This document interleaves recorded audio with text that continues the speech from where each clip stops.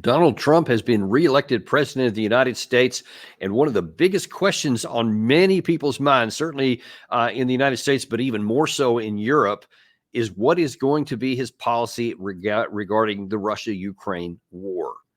Is he going to do what he said on this campaign trail and try to bring it into the war, or is he actually going to basically give in to the pressures and just say, we'll just kind of keep muddling along and going forward? I think anybody who's been paying a lot of attention would put very low stock in that.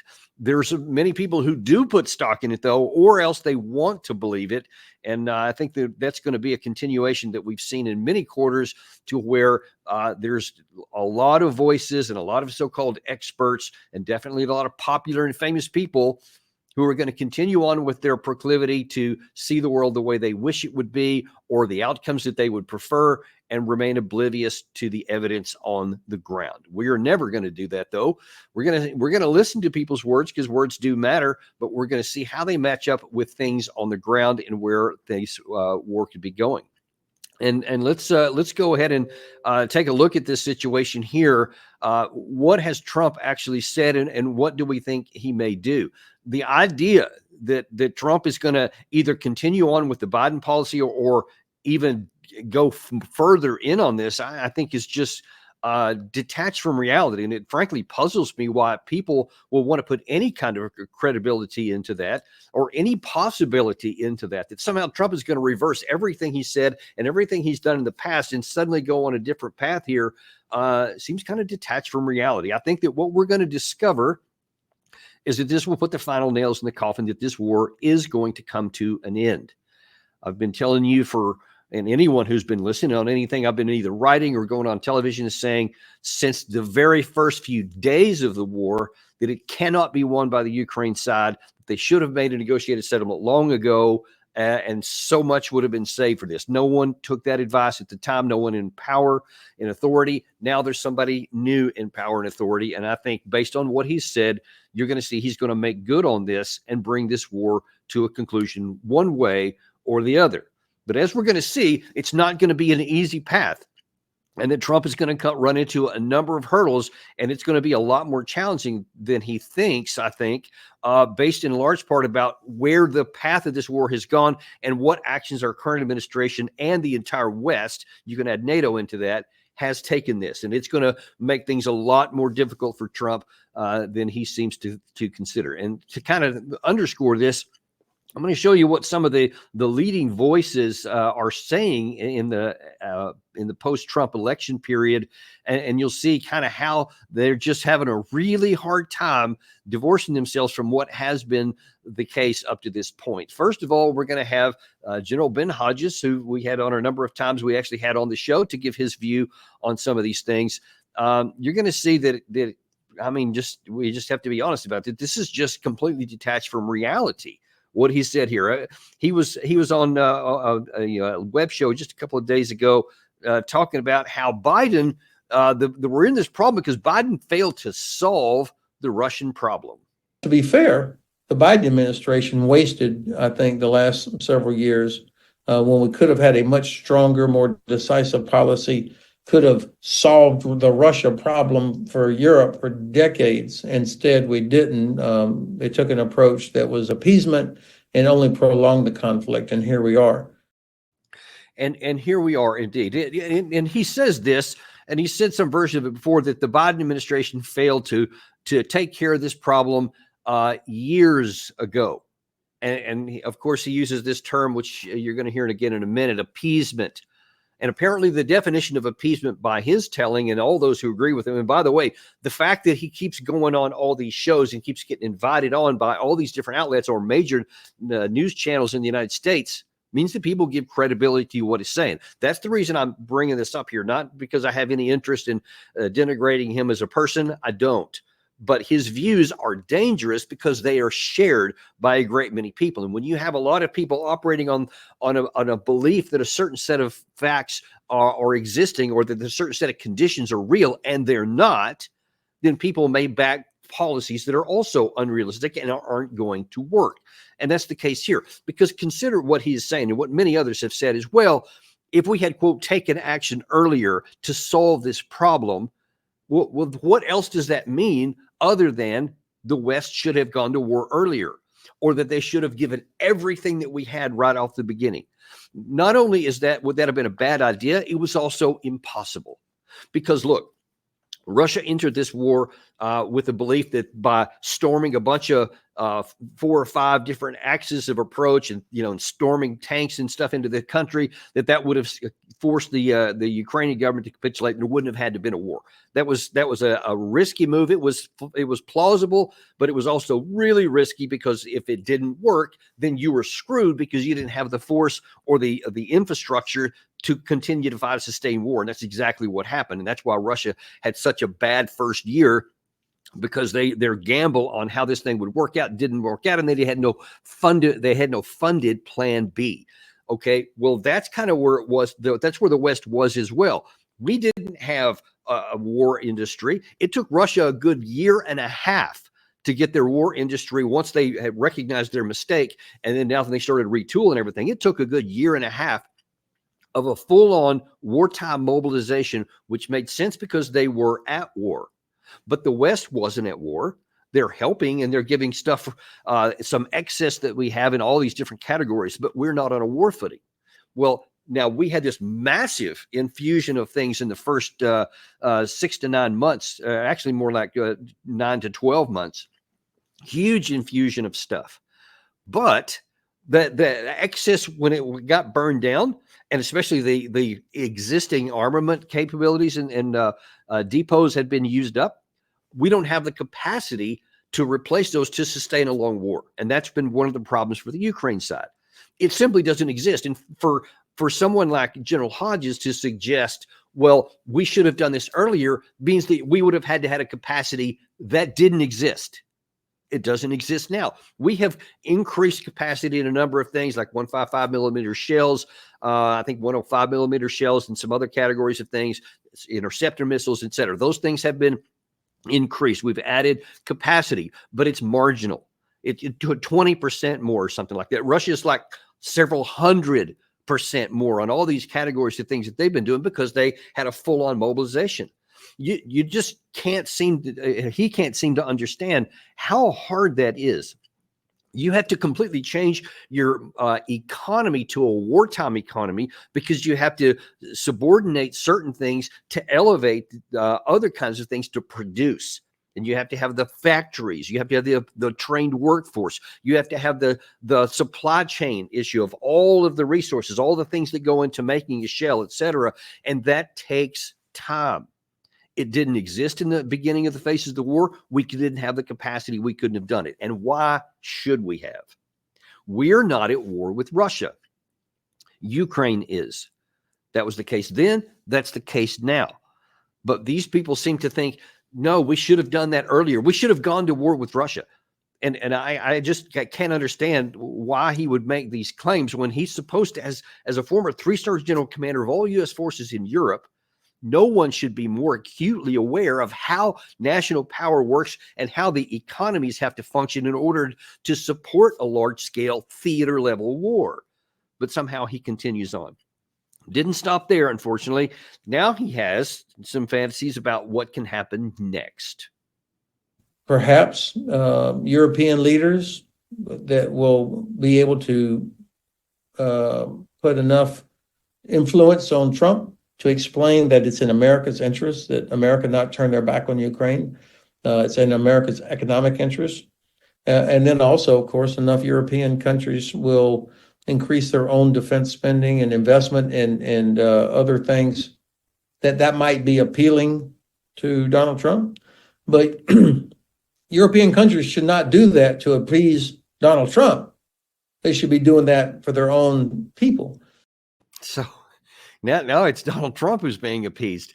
And listen, the idea, which is kind of contradictory to what he said in the first part of that very same clip, that he's saying he hopes that all the European guys and all their leaders can say something to Trump to make him realize that it's actually in his interest to do what Ben Hodges wants to do, and that what the current administration kind of tried to do as well. And that just, I mean, you have to be like not even on the same planet or having not paid any attention to anything in, since say 2015 in the United States. To think that Donald Trump is going to be swayed by Western leaders to change his mind on something fundamental to what he believes is just, as bizarre as anything can be, even stranger than some of his other comments, frankly.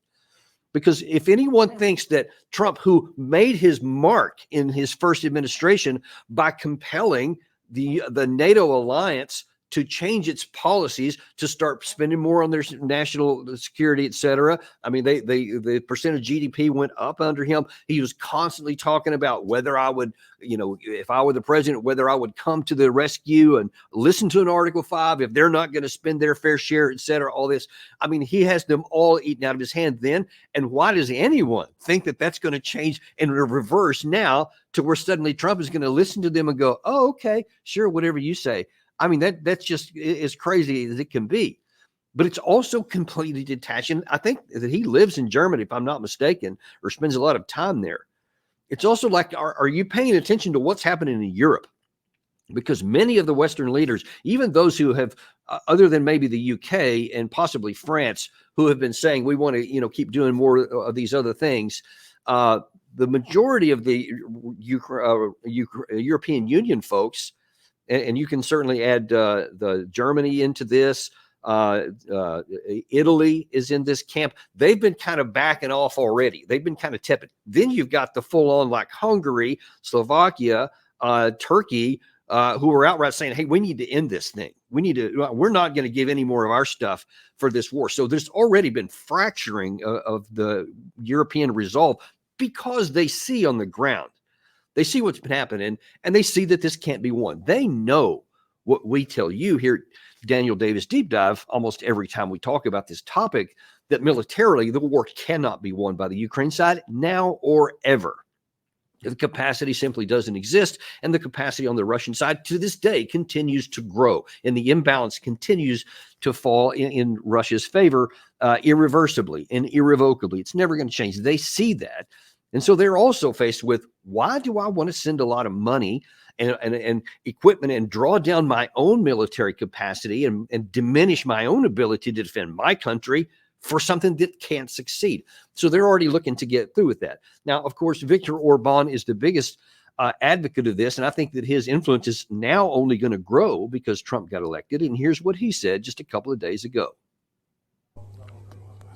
I see a shining victory, perhaps the biggest comeback in the history of Western politics. It's been a huge fight. He was threatened with prison. His wealth was confiscated. They wanted to kill him. The whole media world turned against him in America, and he still won.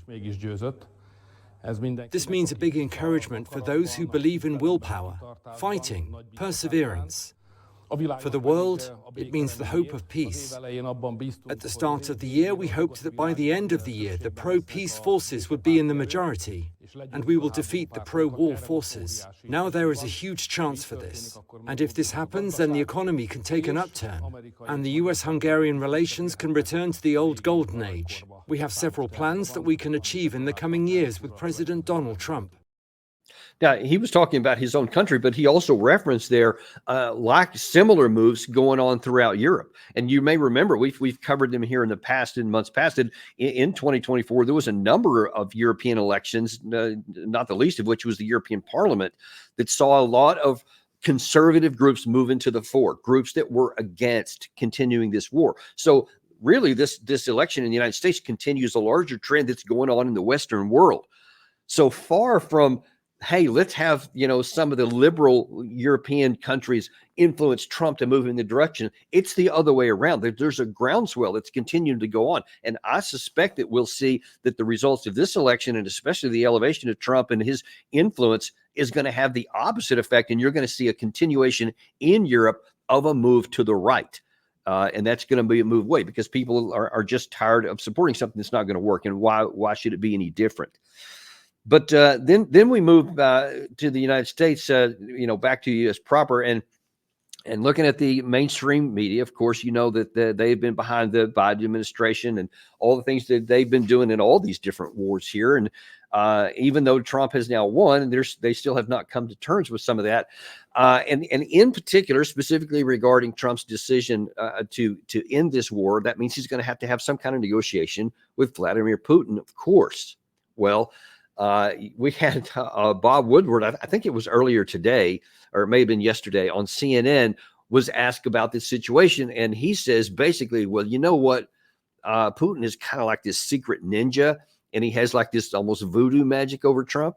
Check this out. I talked a couple of months ago to the Dan Coates, the former director of national intelligence under Trump, and I said, what's going on in this relationship between Trump and Putin? And Dan Coates said, it's so close, it seems like it might be blackmail. CIA Director Bill Burns said, Putin manipulates. He's professionally trained to do that. Putin's got a plan just to be, to do this exactly when Trump, and it's what he did when Trump was in office previously, and he's planning it again. He's planning it again. So, man, Trump is just being played in his view that that Putin is like this highly trained KGB ninja, and he can secretly look at him and make all these googly eyes or something. And Trump's going to, I don't know, maybe he thinks he's going to fall into his sway and he's going to do what he wants. But listen, this just exposes the ridiculousness of the mainstream view in the United States and in the West, really, certainly along like in the UK side is really just as bad.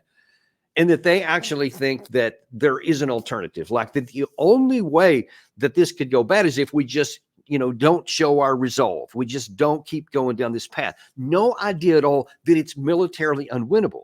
I don't want to repeat it here because I've said it so many times before, but there are very practical, fundamental math problems as to why this can't be won by the Ukraine side. And it doesn't take an expert, or you wouldn't think it was. But then you have to wonder why people that are as ostensibly as intelligent as Bob Woodward and all of the research and the study he's done somehow misses that the war can't be won. So then if anyone wants to talk to Vladimir Putin to come up with some sort of negotiated settlement to end the killing and to end the destruction of Ukraine, a decidedly positive outcome for those who are still alive in Ukraine, he seems to think that only can mean talking to Putin must be that you're under his spell. It seems to be totally lost on him and all those who agree with his viewpoint that it actually is rational and logical to talk to the one guy on the other side that has the power to stop the killing.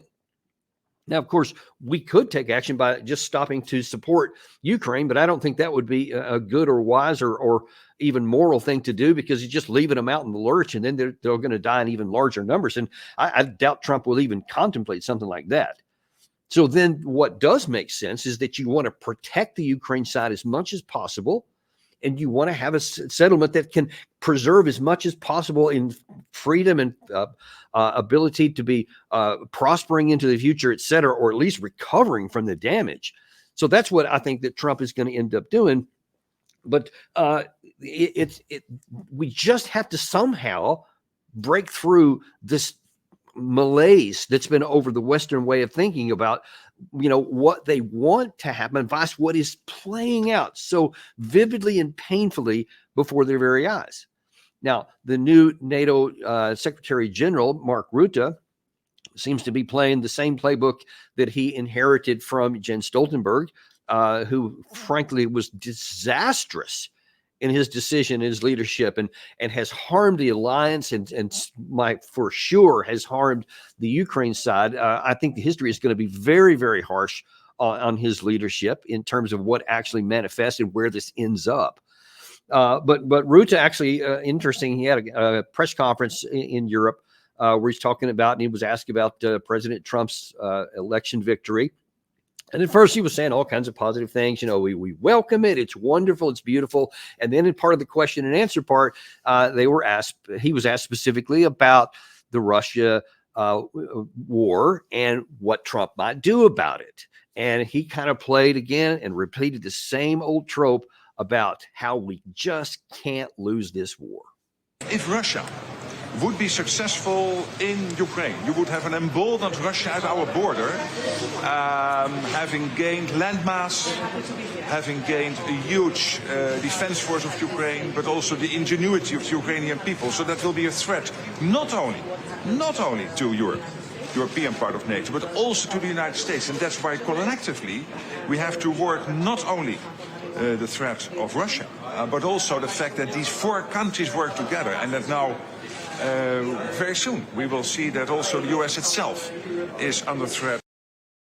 And these four other countries he was referring to is the closeness between Russia, China, North Korea, and Iran.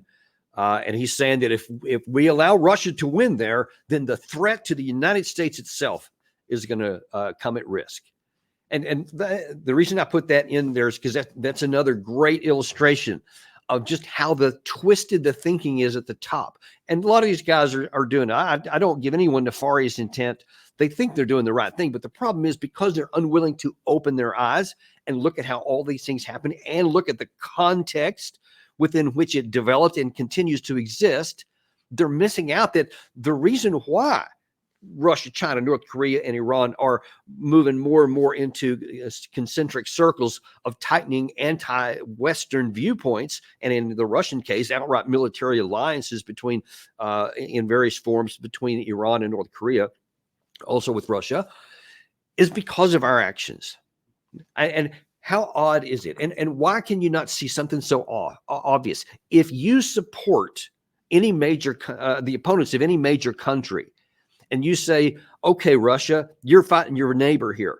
So we're going to support this neighbor and we're going to give them millions of artillery shells, tens of thousands of rockets of various different kinds, probably hundreds of thousands. We're going to give them technology. We're going to give them intelligence support, training on the ground, and we're going to give them so many weapons and ways to kill your side and to try and defeat you and to try and weaken you. How strange is it that then they respond and that they do things that are antithetical to your interest, and that you actually act surprised? And many of them go beyond acting surprised and actually say, well, that's the evidence of their nefarious intent because of what they're doing, oblivious to the fact that any normal human being or any normal country is not going to have someone walk up and punch them in the nose, and then when they retaliate, that person who did the initial punching says, aha, see, they're bad guys. Look how violent they are. Well, of course, you can't literally and physically help one side kill another and openly, and then be surprised when they take counteraction. It only makes sense. And of course, I could paint a similar picture with Iran or with North Korea or with China. China's helping in different ways, but they're definitely helping. And they're also working together, not just on the military field, but in the economic field, which is just a different sphere, really, of the political issue of what warfare is all about. It's just a different front, and they're fighting it in different ways because they see themselves under attack. That's why BRICS is developing the way it is, and why they're trying to find alternative payment systems to undercut one of our biggest tools is the sanctions. We love to sanction people. We don't even know what good it does. It's just a punitive tool, and they're getting tired of that too. So you see this, until we break this mentality that says we see the world as the one we want to see, the one we would like to have, and we don't care about how anybody else in the world views it. We don't care about what our actions have counteractions and consequences. We just don't want it. And you just keep on going blithely forward, thinking that I want a good outcome for my side, and I want all these other countries to lose, and I don't want them to do anything back to me, and double standards that I don't care about. I'll set a standard for me and a separate one for you, and you better be okay with it. I mean, that may work for a while. It worked in 1990. We had the power to do it, and no one else had the power to counter it. And so we got into this habit that we could continue to do it forever, and it's not 1990 anymore. And unfortunately, even some of the bigger names and bigger influencing people like Fareed Zakaria is also trapped into this, because he was on CNN and again asking the same question about the Trump coming in and what's he going to do now with Ukraine, watch how he's talking about it, not just in the terms of how the war itself goes on, but in the bigger picture of the free world. Does Trump view this as being a kind of broker between two equal parties of equal value, and he's just trying to cut a deal? You know, he's sort of the real estate broker trying to make it happen.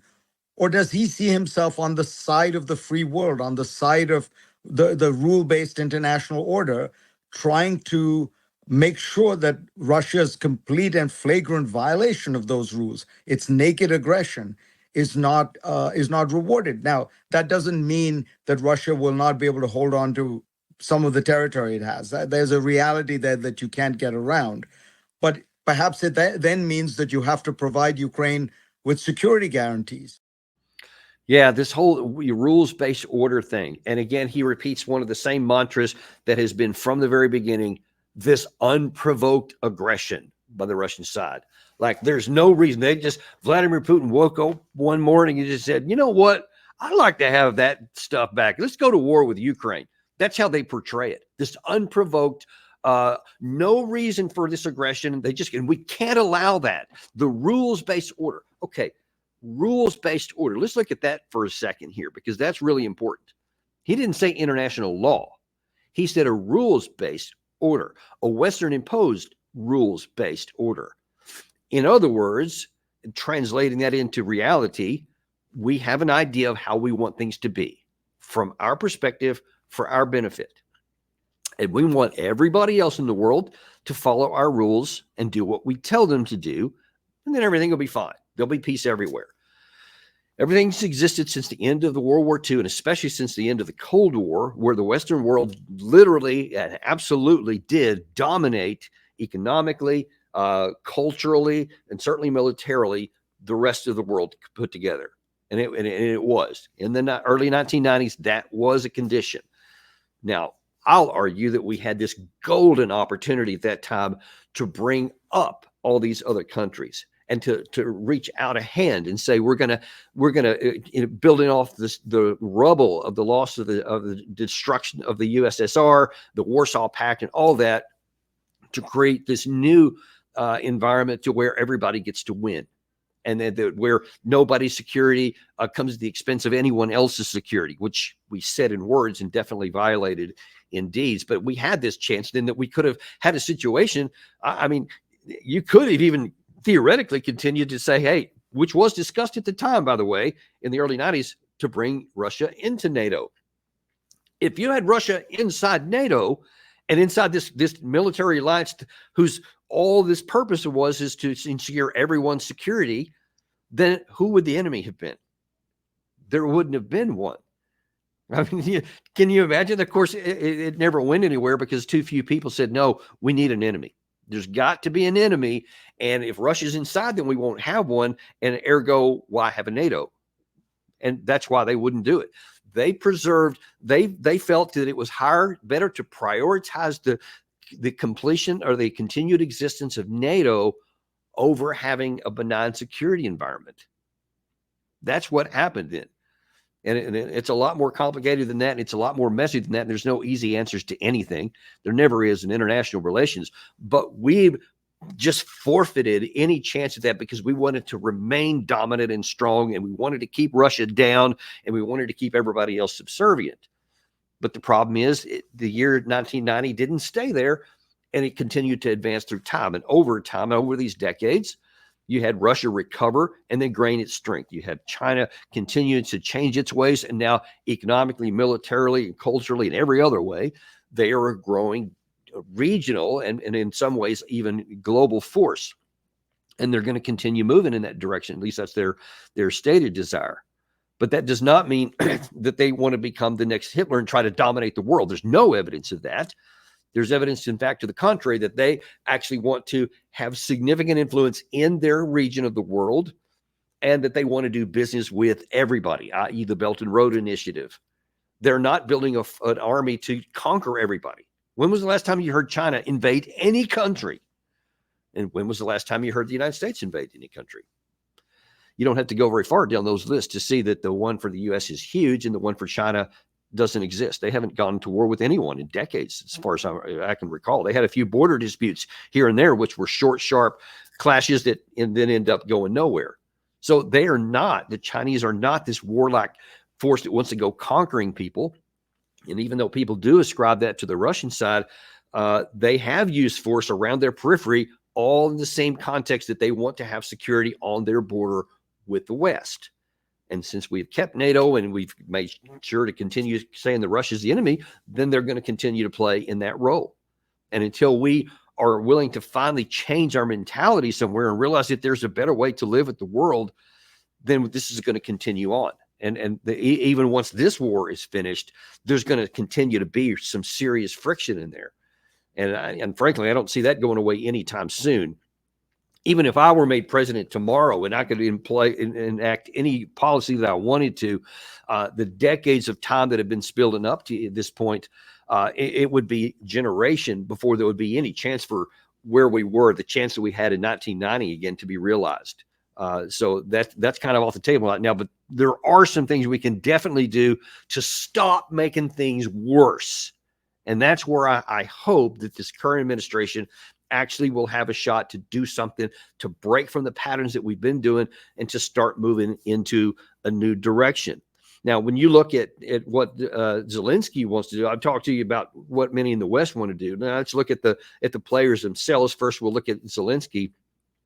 His reaction to Trump coming into the White House has been to, again, just continue in this path that says, here's the relationship that I want to exist and that I want Trump to do. He apparently is trying to do what was recommended a while ago and that Hodges suggested, and to try to influence Trump to kind of change his mind and to do what he wants to do. Here's how he put this. I think it was either today or may have been yesterday, where he says he basically wants not President Trump, but President Ronald Reagan.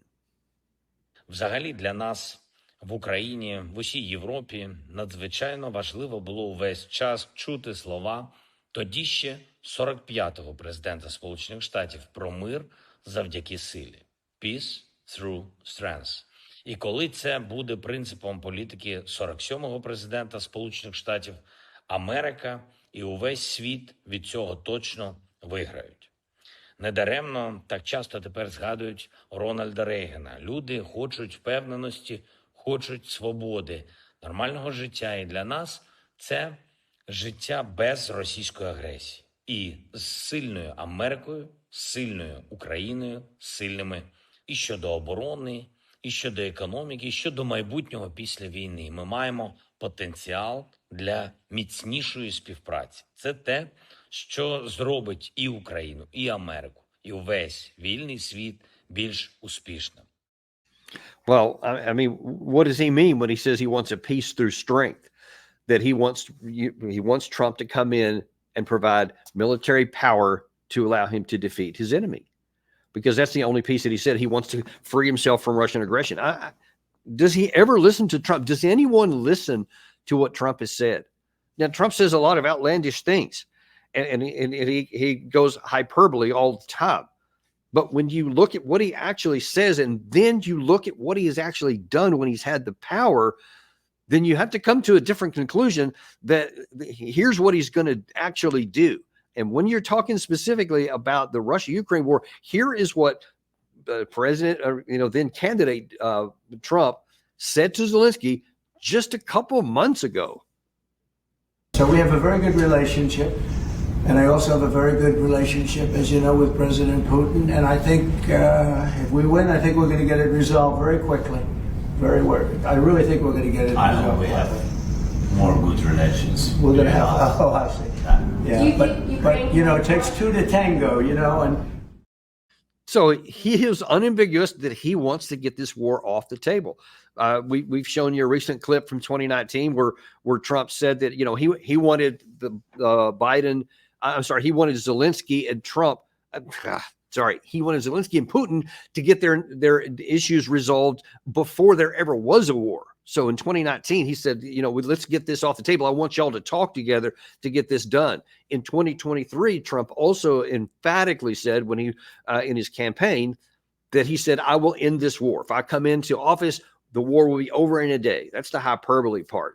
But clearly, all of his actions, to include just less than 2 months ago, and that clip I just showed you, he's still saying we're going to get this negotiated. So now, why would anyone expect that once he's going to come into office that he's going to do something different than he said he was going to do?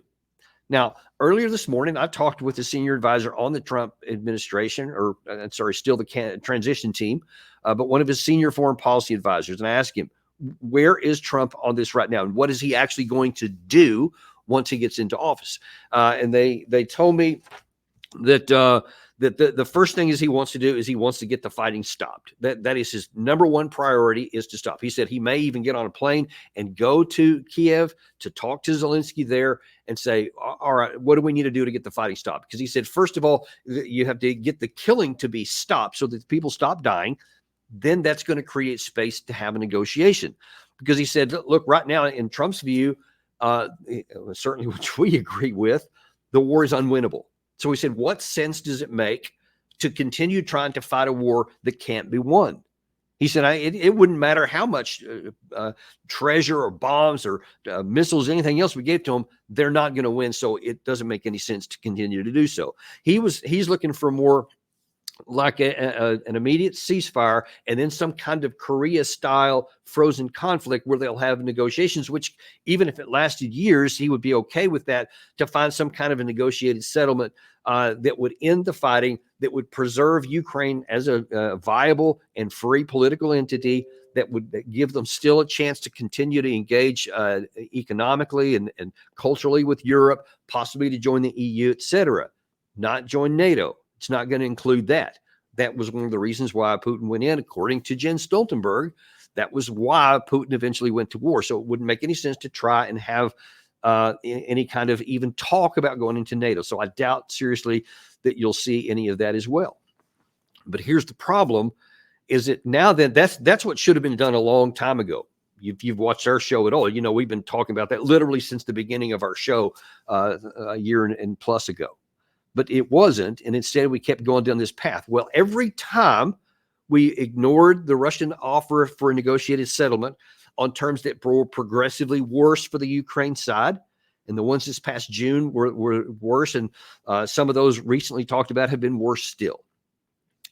But Putin is continuing and still is saying he's willing to have a negotiated settlement, but on terms that are decidedly worse for the Ukraine side. So Trump may be going in there and wanting to have a negotiated settlement. He may want to freeze the lines along the current line of contact, but it's far from certain that Putin is willing to go down that. Now, here's what Putin himself said not very long ago, after Trump had been elected.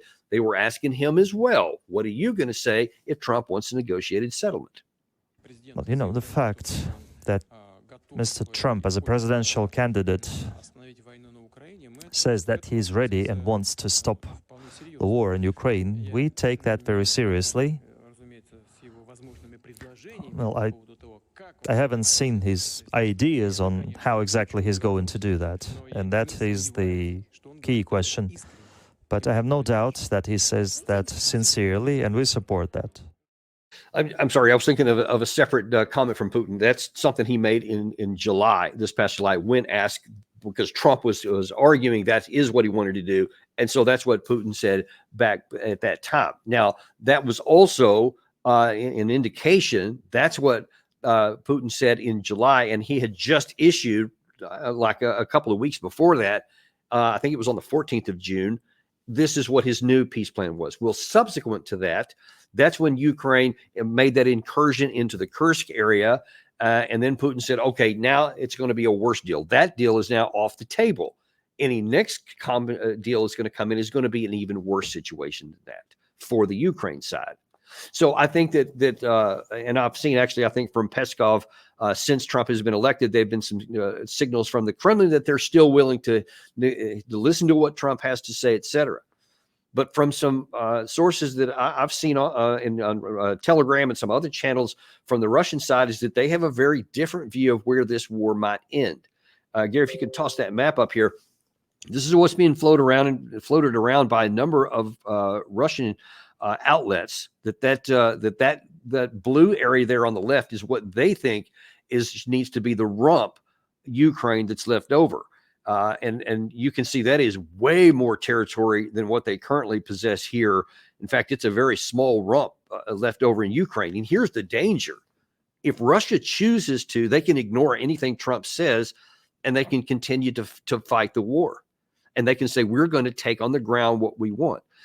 Probably the absolute minimum that Putin would even want to have a conversation about is the territory that he mentioned in the June 14th offer, where he said he would be willing to take all of the 4 oblasts that they annexed in 2022, which would require the Ukraine side to withdraw from some of those areas. Because right now, Russia doesn't occupy all those 4 territories that they annexed. So at a minimum, the probably even the beginning point is that Putin is going to require more land than they currently have. So if Trump is wanting to freeze the conflict on the current lines and have some sort of negotiated there, almost like a North and South Korea type situation, like was in their armistice, etc. It's not very, it seems to me actually not very likely that that's going to succeed, because Putin and many in Russia are pushing for even more of this, by the way. That they want even more territory. And you saw there's a number of oblasts there. You may recall, I think it's 5 or 6 months ago, on our channel here, we had John Mearsheimer on, and he speculated even as far back as that it would probably be 8 provinces that eventually go to the Russian side, not just the 4 that had been annexed. And in that map there was even more than 8.